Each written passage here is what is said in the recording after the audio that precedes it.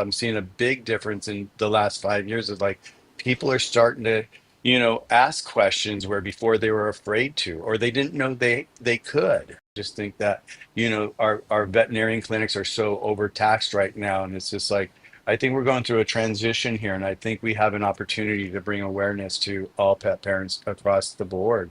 And, that's my goal is like to be able to team up with others and bring these messages like this to others because Billy, we talked, several years ago about behavioralists and how she works and how, like how long does it take a person to get to you after they've done so many things, how many people did they talk to or how many trainers did they work with and how many interpretations did they use from the past of their life saying, oh, that's not going to work or that's not going to work. Well, we've got to get strip those interpretations and go with what we have in front of us today and the tools we have today because they're completely different than the tools we had yesterday.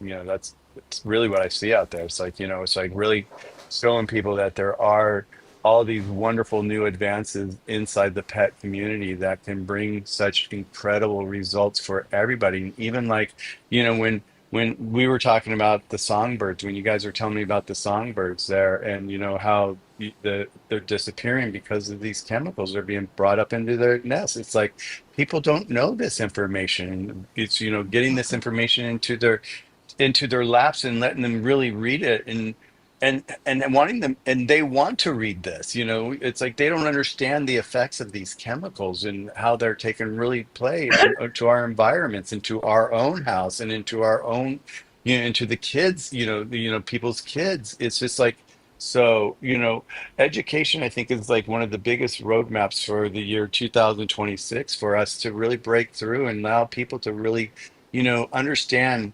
holistic, not just being like a fancy word of the time of the 70s. Oh, we're holistic. No, this is about let's bring mind, body, and soul and wellness together as one, and we can all do it together. To look at, actually everything really is interconnected. And so when the bees go, there's no food. What do we have to consider then? So how are we supporting every species, health for all? And that is the kind of one health model that's being purported now.